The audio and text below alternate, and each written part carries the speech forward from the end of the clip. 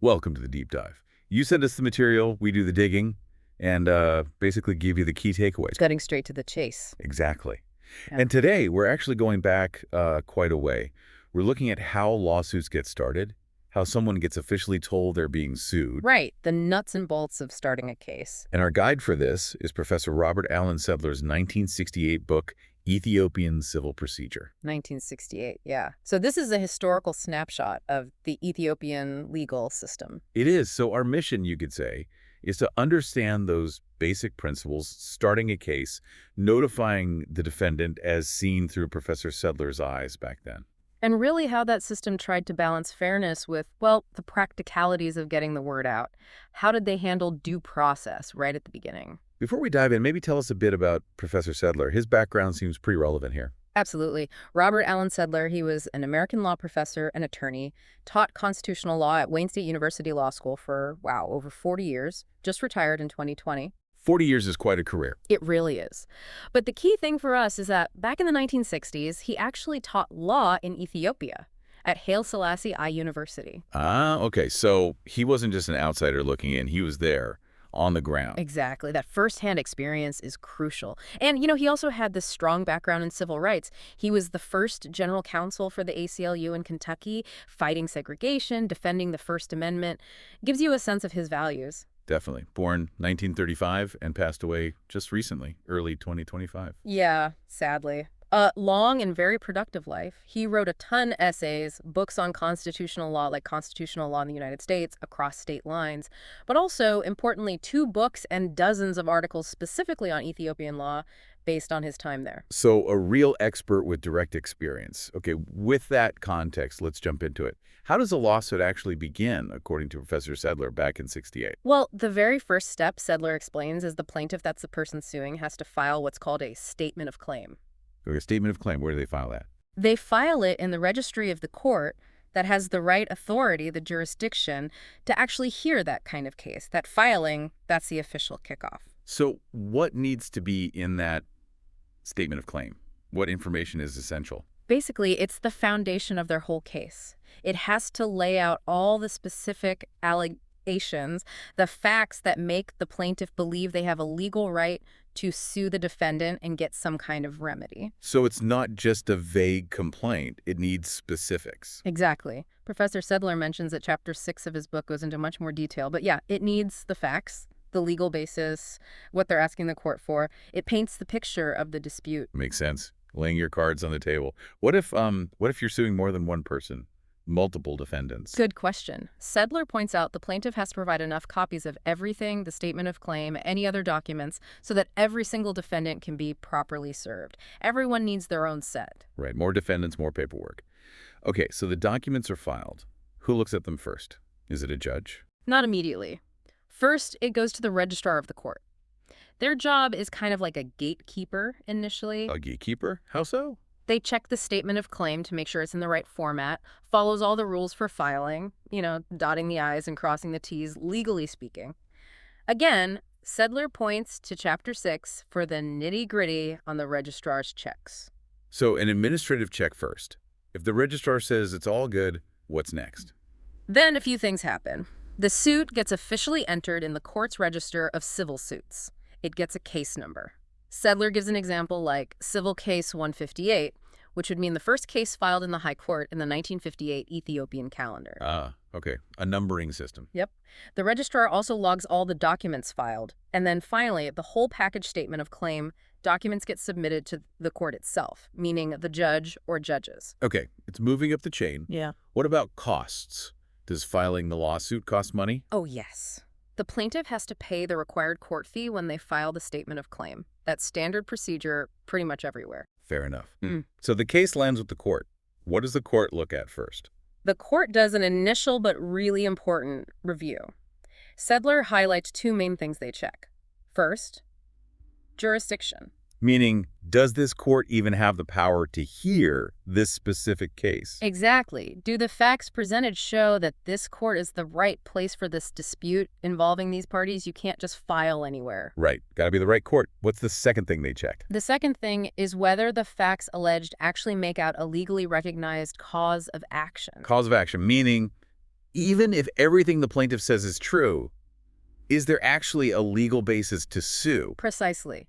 If you take all the plaintiff's allegations as true for the moment, do they actually add up to something the law provides a remedy for? Is there a valid legal claim here? Okay, so a basic legal viability check. If the court says yes on both jurisdiction and cause of action, what happens then? If the court finds the statement of claim sufficient on those points, it issues an order. This order says the statement of claim must be officially served on the defendant. Served. That means delivered to them. Yes, formally delivered.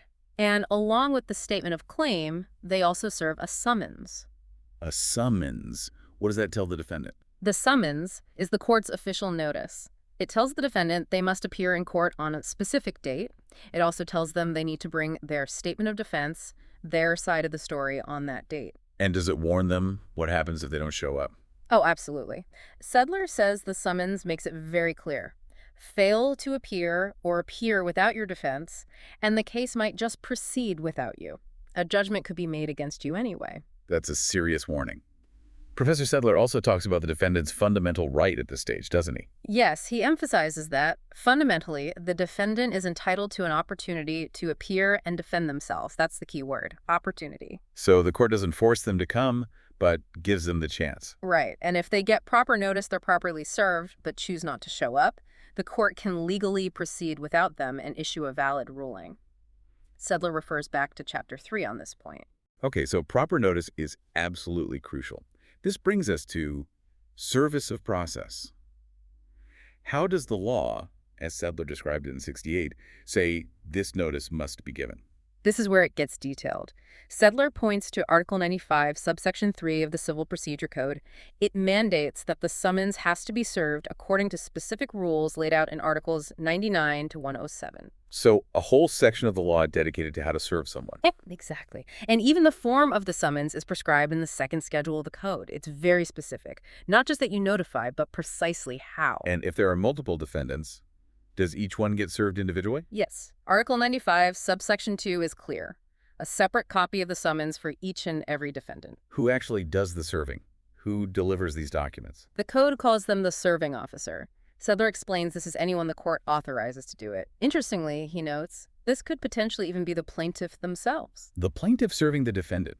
That sounds potentially awkward or maybe even problematic. It does raise eyebrows, doesn't it? And Sedler himself notes this. He actually observes that it would probably be better, more desirable, if courts had their own dedicated serving officers, impartial officials. Why better?